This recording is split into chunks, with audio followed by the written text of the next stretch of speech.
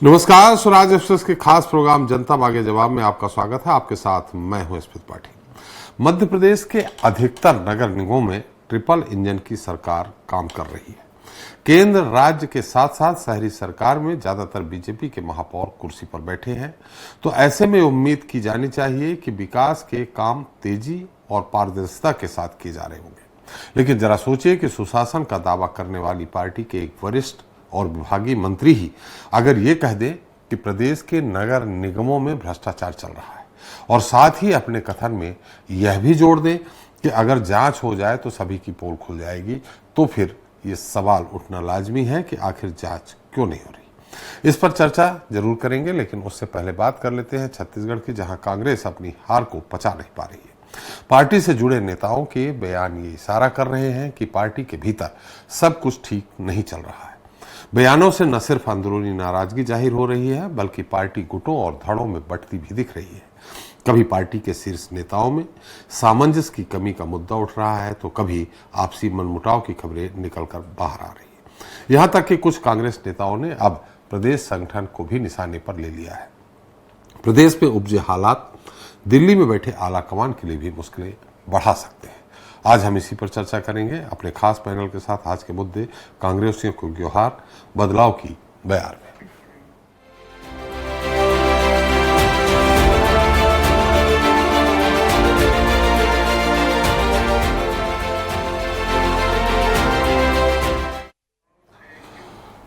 तो छत्तीसगढ़ कांग्रेस के खेमे में नाराजगी कम होने का नाम नहीं ले रही। विधानसभा, फिर लोकसभा और अब निकायों में मिली शिकस्त ने कांग्रेस नेताओं को न केवल हतोत्साहित किया, बल्कि असंतोष के चलते बड़े नेताओं की मुश्किलें भी बढ़ा दी है। यहां तक कि अब कांग्रेस प्रदेश नेतृत्व पर भी सवाल खड़े हो रहे हैं। कांग्रेस के एक नेता ने तो प्रदेश अध्यक्ष दीपक बैज को हटाने की मांग भी उठा दी है, तो दूसरी तरफ बीजेपी को बैठे बिठाए कांग्रेस पर तंज कसने का मौका मिल गया है। इस पर चर्चा करेंगे, लेकिन देख लेते हैं पहले रिपोर्ट। छत्तीसगढ़ में लगातार हार का सामना करने के बाद कांग्रेस नेताओं के बयानबाजी लगातार जारी है। पूर्व मंत्री अमरजीत भगत के बाद अब पूर्व विधायक कुलदीप जुनेजा सीधे नेतृत्व पर ही सवाल उठा रहे हैं। नेताओं पर उठ रहे सवाल के बाद कांग्रेस में हड़कंप मचा हुआ है। विधानसभा में मिली हार के बाद कई नेताओं ने नेतृत्व पर सवाल खड़े कर दिए। वहीं लोकसभा में मिली हार के बाद भी जमकर ठिकरा फोड़ा गया था। अब निकायों में कांग्रेस की स्थिति के बाद अपनों के ही निशाने पर प्रदेश का नेतृत्व आ गया है। इस पर पूर्व डिप्टी सीएम टीएस सिंहदेव ने एक और जहां दीपक बैज का बचाव करते हुए दिखाई दिए, तो वहीं हार के जिम्मेदार सभी वरिष्ठ नेताओं को माना है। मैं पर्सनल की बात नहीं कर रहा हूँ, कोई भी खुश नहीं, उनकी कार्यप्रणाली से कोई खुश नहीं, उनसे कुछ नहीं, उनकी कार्यप्रणाली से कोई खुश नहीं। मैं बताया ना, नैतिकता कोई शब्द है, इतने चुनाव, लोकसभा, विधानसभा, नगरीय निकाय, सुपड़ा साहब, इसके बाद अगर बोलना पड़े तो यह शर्म की बात है। किसी एक व्यक्ति के ऊपर कहना कि फलाने ने टिकट कर दिया उचित नहीं, क्योंकि बैठक हुई, बैठक में सब सम्मिलित थे, सबके सामने हर नगरीय निकाय के नाम आए। छत्तीसगढ़ में लगातार बीजेपी को मिल रही जीत से बीजेपी के नेता गदगद हैं। वहीं निकायों में मिली हार के बाद अब कांग्रेस के कई नेता पार्टी नेतृत्व पर सवाल खड़े कर रहे हैं। ऐसे में बीजेपी कांग्रेस नेताओं के बयान पर जमकर चुटकी ले रही है। और संगठन में कुर्सी का, लोकसभा चुनाव हारे, उपचुनाव हारे, नगर निगम हारे और अभी पंचायत चुनाव भी हारेंगे, तो एक दूसरे के ऊपर ठिकरा फोड़ रहे हैं। साथ साथ कभी कभी ईएम को भी दोषी ठहराते हैं। कांग्रेस अंदरूनी लड़ाई से ही उबर नहीं पा रही। लगातार मिल रही हार के बाद कांग्रेस के नेता बयानबाजी कर खुद ही कांग्रेस नेताओं पर सवाल खड़े कर रहे हैं। ऐसे में कांग्रेस को मजबूत करना कांग्रेस के बड़े नेताओं के लिए बड़ी चुनौती है। रायपुर, गोपी कृष्ण साहू की रिपोर्ट। तो कांग्रेसियों की गुहार, बदलाव की बयार। ज्यादा चर्चा के लिए मौजूद है हमारे जी छाबड़ा जी हैं, बीजेपी प्रवक्ता हैं, श्री कुमार मेनन जी हैं, कांग्रेस प्रवक्ता हैं, राम अवतार तिवारी जी हैं, वरिष्ठ पत्रकार हैं। आप सभी का हमारे इस खास कार्यक्रम में बहुत बहुत स्वागत है। भाई मेनन जी, सवाल चूंकि पार्टी, आपकी पार्टी में ये सब हो रहा है, इसलिए सवाल भी आपसे ही है एक तरफ हार गए, विधानसभा हारे, लोकसभा हारे, फिर नगर निगम सारे हार, मतलब लगभग आप हार गए। फिर पार्टी के अंदर इस तरह से जो बवाल मचा है, खुलेआम बयान आ रहे हैं, अनुशासनहीनता की जा रही है, इससे पार्टी तो और कमजोर होगी आने वाले समय में। हालांकि अभी चुनाव नहीं है, लेकिन पूरे 4 साल 3.5 साल कैसे आप विपक्ष की भूमिका निभाएंगे मेनन साहब? त्रिपाठी जी, देखिए, ऐसा है कि निश्चित रूप से कांग्रेस के लिए एक संक्रमण काल है। लगातार हम चुनाव में हार देखने मिल रहा है, लेकिन इसका मतलब ये नहीं है कि कोई एक व्यक्ति दोषी है जी। मैं वरिष्ठ नेता टीएस सिंहदेव जी के बयान से सहमत हूं कि जब टिकट वितरण होता है, सभी सामूहिक नेतृत्व के द्वारा निर्णय लिया जाता है और पूरी एक स्टेप बाय स्टेप ब्लॉक से, शहर से, उसके बाद प्रदेश के पीएसी से डिसाइड करने के बाद ही निर्णय लेते हैं, जिसमें राष्ट्रीय स्तर के जो सचिव हैं और अन्य लोग भी इन्वॉल्व होते हैं, जहां महापौर का या बाकी जो लिस्ट की जो फाइनलाइजेशन होता है उस समय सबकी सहभागिता रहती है जी। जहां तक बात असंतोष की, तो कुछ लोग रहते हैं, इक्का दुक्का लोग रहते हैं, जो लोग इस प्रकार के असंतोष की बात करते हैं या पार्टी के खिलाफ जाकर बात करने का प्रयास करते हैं। उनका कुछ व्यक्तिगत स्वार्थ होता है। व्यक्तिगत स्वार्थ कहूंगा इसलिए कि बहुत सारे लोग जब बयानबाजी करते हैं, ये नहीं देखते कि इसका लाभ भाजपा कैसे उठाती है, और ये लोग कभी भी कांग्रेस के हित में नहीं सोच रहे हैं। अगर जो लोग ऐसे बयानबाजी कर रहे हैं, कांग्रेस के हित में कभी नहीं सोचते जी। तो ये लोग पर अनुशासन की कार्रवाई होनी चाहिए, और सबको जो भी बात करनी है वो पार्टी फोरम के अंदर करनी चाहिए। पार्टी के अंदर में जो एक व्यवस्था बनी हुई है, जब समीक्षा की जाएगी तब इस बात पर चर्चा की जानी चाहिए कि क्या है, क्या गुण दोष था, क्या गलतियां हुई हैं, कहां सुधारी जा सकती थी।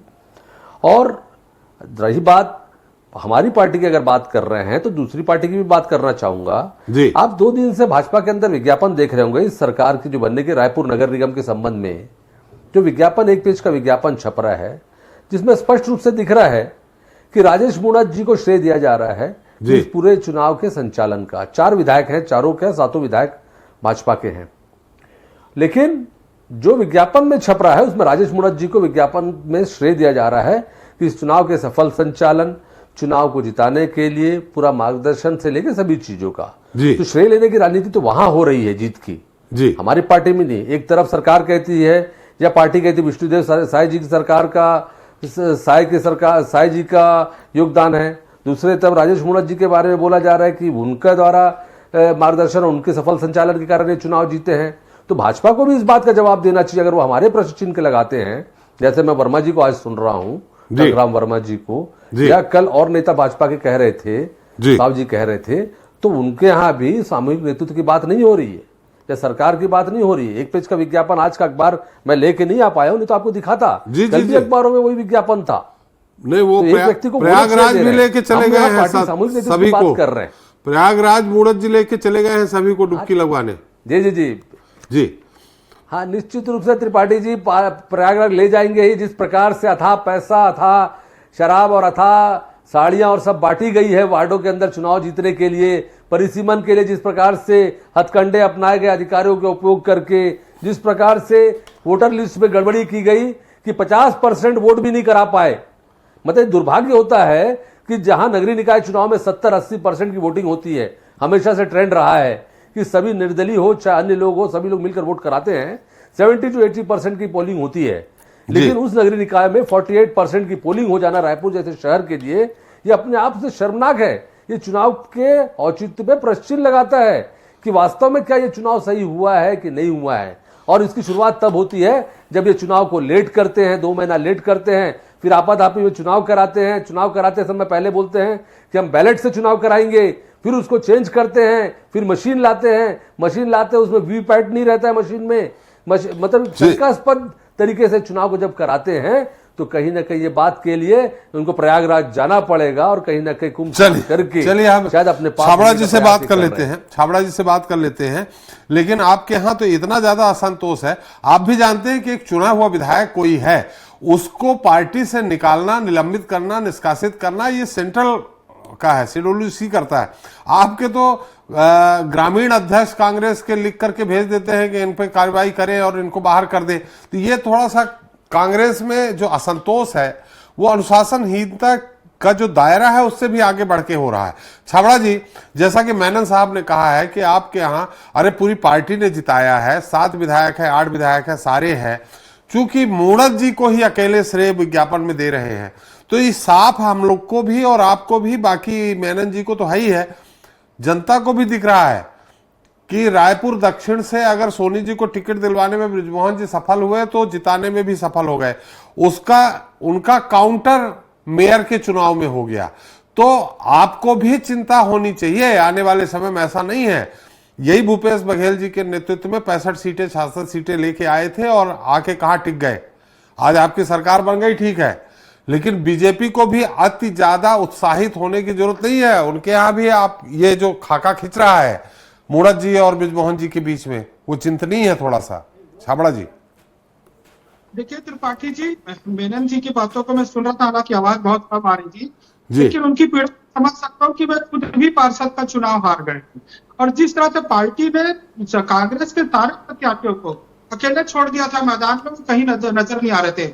हमारे संगठन की बात कर रहे हैं, हमारा संगठन मजबूत संगठन है और हमने 1 नहीं 2 नहीं 3 नहीं 4 चुनाव अपने संगठन की मजबूती के बल पर लड़ा है। आप देखेंगे कि रायपुर में महापौर के प्रत्याशी का जब रोड शो हुआ था तो हमारे सारे बड़े नेता एक मंच पर थे और खुद मुख्यमंत्री भी जी थे। मैं मेनन जी से पूछना चाहूंगा कि महापौर दीप्ति प्रमोद दुबे कहना चाहूंगा, क्योंकि दीप्ति दुबे जी तो कांग्रेस की वर्कर भी नहीं रही है, उनको प्रमोद दुबे जी की वजह से टिकट मिली थी। उनका रोड शो में भूपेश बघेल जी कहाँ थे, टीएम सिंह जी कहाँ थे, दीपक बैच कहाँ थे, चरणदास महल कहाँ थे, कोई भी इनके साथ नहीं था। इन्होंने अपने सारे बड़े नेताओं को अकेले छोड़ दिया था और उनको उनके हाल पर छोड़ दिया था और यही वजह थी कि कांग्रेस को बुरी दुर्गति हुई, बुरी हार का सामना करना पड़ा। मुझे लगता है मेनन जी, आपके घर में जो लड़ाई चल रही है वो लड़ाई घर की लड़ाई नहीं रह गई है, क्योंकि वो लड़ाई सोशल मीडिया में आ रही है, वो लड़ाई इलेक्ट्रॉनिक मीडिया में, प्रिंट मीडिया के माध्यम से, बयानों के माध्यम से आ रही है। आप अमरजीत भगत के बयान को कैसे मुकरा सकते हैं, आप कुलदीप जुनेजा के बयान को कैसे मुकरा सकते हैं? आप इनको चिंतन मनन कीजिए। ये पार्टी के अंदर का मामला नहीं रहा, पार्टी अब बुरी स्थिति से गुजर रही है और लगातार 4 चुनाव की हार की वजह से पार्टी अब रसातल पर जा चुकी है। मुझे लगता है कि कांग्रेस पार्टी को बहुत आत्मचिंतन मनन की आवश्यकता है। और अभी जैसे आपने कहा त्रिपाठी जी कि आने वाले समय में विपक्ष की भूमिका अदा करनी है, जब ये खुद ही बिखरे रहेंगे तो कौन से बड़े विपक्ष की भूमिका में नजर आएंगे? सिर्फ और सिर्फ रायपुर नगर निगम की बात करूं तो गिनती के उंगलियों में गिन सकता हूं, 10 का आंकड़ा भी आप नहीं पहुंच पाए हैं और तो ज्यादा वोटों से महापौर की हार हुई। इतनी दुर्गति मुझे लगता है कांग्रेस की कभी नहीं हुई है। और तो 10 का क्रम हमने भरा, 10 के 10 नगर निगम में भारतीय जनता पार्टी के महापौर जीत कर आए। इन्होंने पिछली बार, लेकिन छाबड़ा जी, हमने आपसे जो सवाल किया उसका उत्तर नहीं दे रहे। जो मेनन साहब ने कहा, अखबारों में देखा, अकेले मूणत जी को श्रेय दिया जा रहा है अखबारों में। देखिए, हमने अपने दम पर चुनाव लड़ा। मैंने पहले भी कहा कि सारे लोग मिलकर चुनाव लड़े नहीं, लेकिन अखबारों में विज्ञापन क्यों इस तरह से दे रहे हैं? देखिए, अखबारों में विज्ञापन देने का जहां तक विषय है तो विज्ञापन अलग अलग लोग देते हैं। कोई पार्टी संगठन की तरफ से विज्ञापन यदि जारी हुआ तो मुझे बता दीजिए।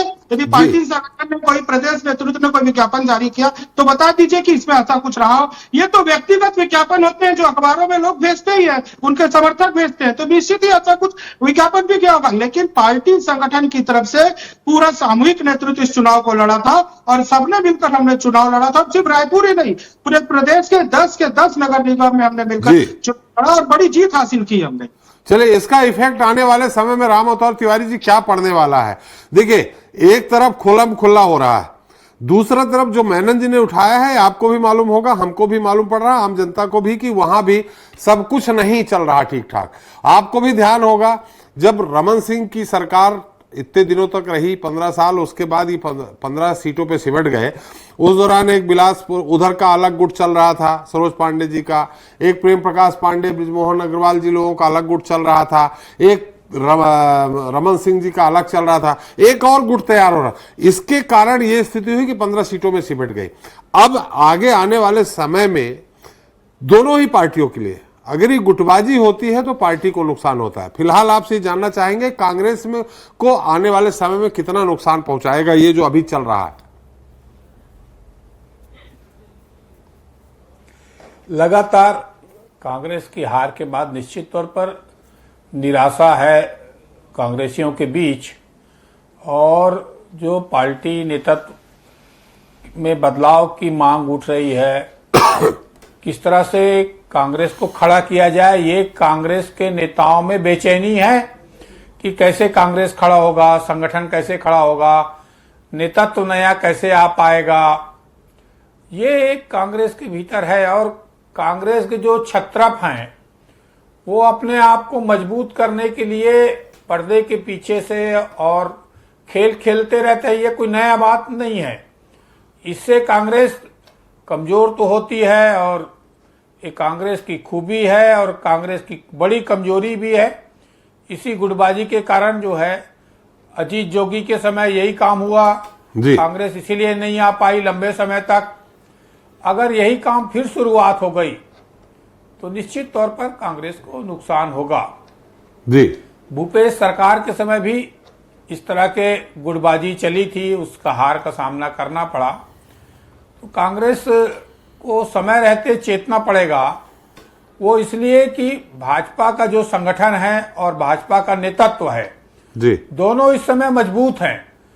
आज दिल्ली के नेतृत्व जो जिस तरह से मजबूत है उसके कारण नहीं चाहते हुए भी कई भाजपा नेता चुप रह जाते हैं, शांत रहते हैं कि एक संगठन का डर भय बना हुआ है। दूसरी तरफ छत्तीसगढ़ स्तर पर भी संगठन को मजबूत करने, संगठन को सक्रिय करने की अलग अलग रणनीतियों से काम हो रहे हैं। उन रणनीतियों से ये माना जाता है कि बृजमोहन अग्रवाल का गुट थोड़ा आहत रहता है, परंतु जिस तरह से राजनीति में ये एक निरंतर भीतर ही भीतर चलता है, जो बाहर दिखते रहता है वो भीतर रहता नहीं है, तो ये राजनीति का हिस्सा है। अब दूसरी बात यह है कि भाजपा जो है लगातार जीत रही, उसके कई कारण हैं जी। एक उसका हिंदुत्व है, एक उसका संगठन की बेहतरी है, दूसरा सरकार है। तो नगरीय निकाय चुनाव में अगर देखेंगे तो जिसकी सरकार रहती नगरीय निकाय चुनाव में उसी पार्टी को फायदा होता है। 85-90% उसी को होता है। बार भूपेश को हुआ था, इसके पहले रमन सिंह के समय। तो जो सरकार है उसको फायदा हुआ है जी। तो इस तरह से अभी इसको देखना चाहिए कि आगे की राजनीति क्या होगी जी, आगे की रणनीतियां और आगे पार्टी कैसे मजबूत होगी और जनता के हित में जी कौन से पार्टी बेहतर काम कर पाएगा। ये अब सारे चुनाव निपट गए त्रिपाठी जी जी। अब जनता के जो मुद्दे हैं, जनता की जो समस्या हैं, उसके लिए बेहतर विपक्ष की जरूरत है। तो बेहतर विपक्ष क्या कांग्रेस बन पाएगा, नहीं बन पाएगा, कैसे बनेगा, ये सवाल है। भाजपा का ये बड़ा सवाल है कि उसने घोषणा पत्र में विधानसभा में जो लाया था, नगरीय निकाय चुनाव में जो घोषणा पत्र लाया है, उसको अब अमल करने में किस तरह से काम करेगा ये बड़ा मुद्दा अब आगे रहेगा। उसी से ही परफॉर्मेंस लोगों का दिखेगा जी, और वही असली राजनीति होगी। तो अब राजनीति में जो लोक कल्याण की बात है वो अब कौन करेगा, कैसे कर पाएंगे, ये दोनों राजनीतिक दलों के लिए अलग अलग चुनौतियां हैं जी जी। उस चुनौती से निपटने के लिए पार्टी के भीतर जो एक तरह से माना जाए भाजपा थोड़ा बेहतर सोचती है, इसीलिए आज शिखर में है।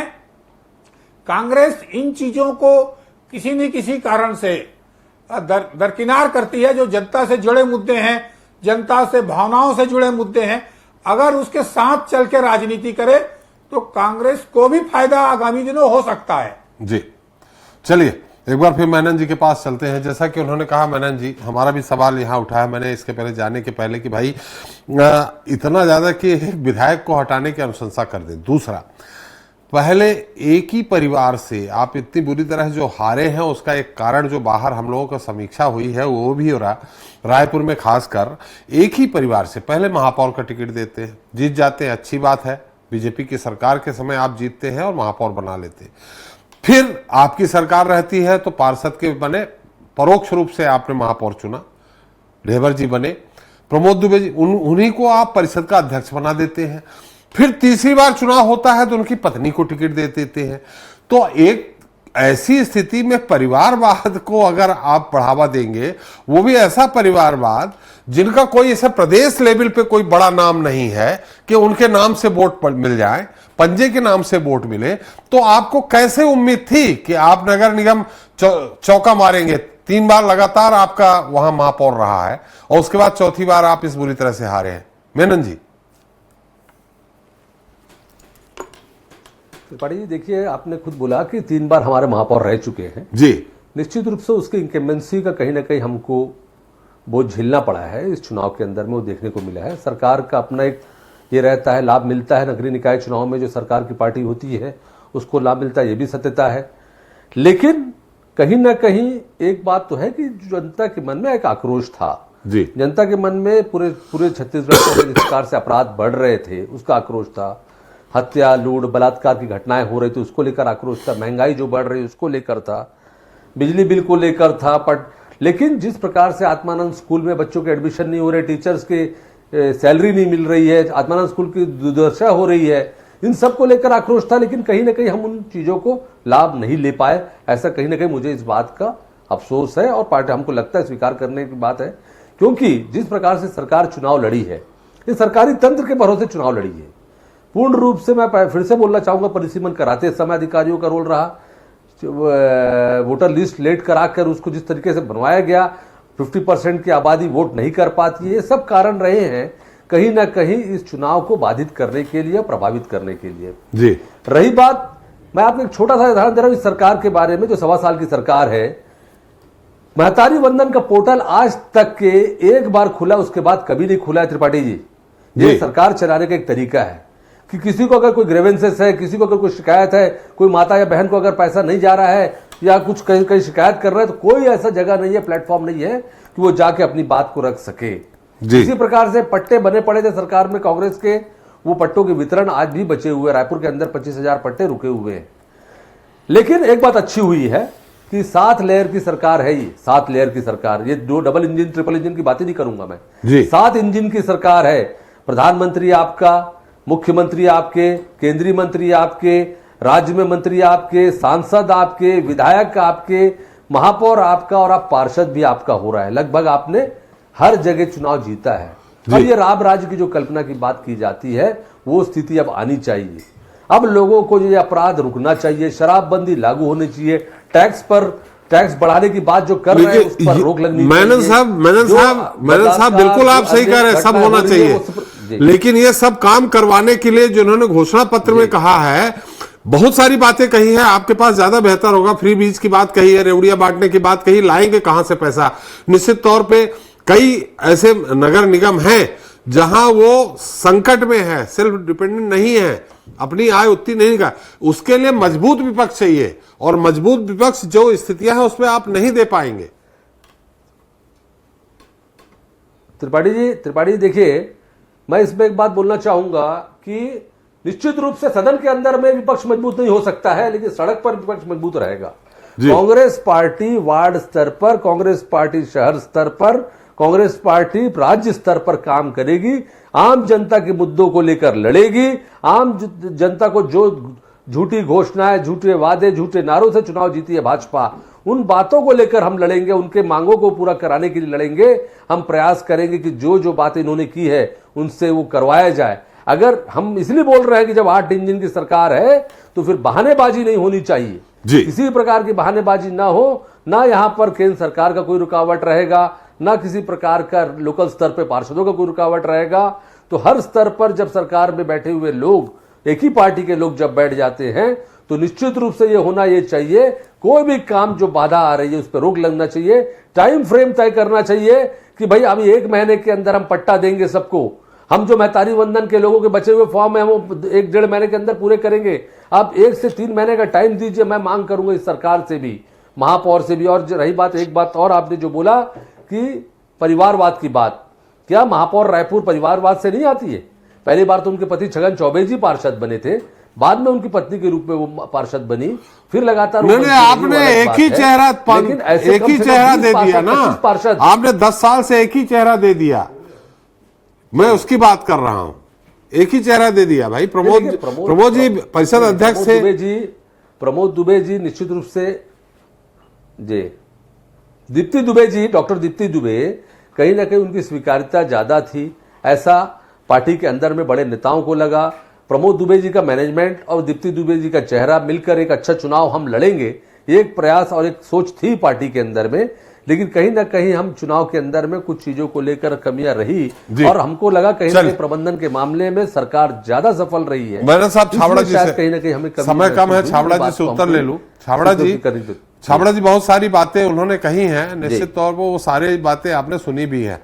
साथ में हमारा सवाल है, ये आपने जो घोषणा पत्र जारी किया था, ये 5 साल के लिए किया था कि अभी उसमें अभी मेरे पास नहीं है बहुत सारी चीजें, लेकिन इस बार घोषणाओं यानी रेवड़ी बांटने की बौछार लगा दी आप लोगों ने, वो कब तक पूरा कर देंगे? क्या 1 साल में ही पूरा कर देंगे कि 5 साल लगाएंगे?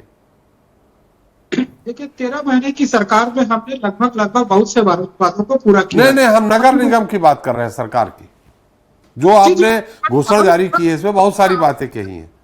मैं उस पर ही आ रहा हूँ, भूमिका मुझे थोड़ी सी बांधने दीजिए जी। और उस पर जनता ने मोहर लगाया और यही वजह थी कि लोकसभा चुनाव में उनको 11 में से 10 सीटें मिली और यही वजह थी कि उस विश्वास को आधार मानते हुए हम उपचुनाव जीते। उसके बाद अब चूंकि नगर निगम के चुनाव हुए, थोड़ा इंतजार कीजिए। निश्चित ही हमने जो 15 साल का रायपुर का कुशासन था महापौर के काल का, खासकर पिछले महापौर एजाज ढेबर की बात करूंगा, क्योंकि उनके कार्यकाल को खुद कांग्रेस याद नहीं करना चाहती। यही वजह थी कि पूरे चुनाव में उनको बाहर रखा गया और उनकी पीड़ा भी झलकी थी। एक वीडियो उन्होंने जारी किया था और उस वीडियो में कहा था कि कांग्रेस पार्टी ने मुझसे क्यों दूरी बनाई, और यही वजह थी कि नगर निगम के सारे काम ठप पड़े थे। आप देखिएगा कि हमने जो वादे किए हैं उन वादों पर हम खरा उतरेंगे। हमारी ट्रिपल इंजन की सरकार है, केंद्र में भी हमारी सरकार है, राज्य में भी सरकार है और शहरी सरकार हमारी बन चुकी। बेहतर तालमेल बनाकर वार्डों का विकास होगा, शहर का विकास होगा, एक अच्छा। छाबड़ा जी, मेनन जी कह रहे हैं 7 इंजन की सरकार हो गई है, उन्होंने गिनाया भी केंद्र में। गणित है, वो मंत्रियों को गिन लेने दीजिए, विधायक भी जोड़ सकते हैं। मेरा तो मेहनत जी से आग्रह है कि विधायक का भी जोड़ दीजिए, लेकिन जो तालमेल होता है वो केंद्र, राज्य और शहर, ये तालमेल होता है जहां से राशि आती है और जहां तक पहुंचती है। तो ये तालमेल वाली हमारी सरकार है और इस तालमेल में तालमेल से काम करेंगे। आप देखेंगे एक अच्छा विकास होगा और उस विकास से जो काम हमारे छूटे हुए थे पिछले 15 सालों में, रायपुर की बात करूं या नगर निकायों की बात करूं, आप देखेंगे कि बेहतर शहर बनेगा, बेहतर प्रदेश बनेगा। जी चलिए, हमारा समय भी समाप्त हो गया है। उम्मीद करते हैं बेहतर शहर, बेहतर प्रदेश बने। वो शायद मेनन जी भी चाहते हैं, तिवारी जी भी चाहते हैं।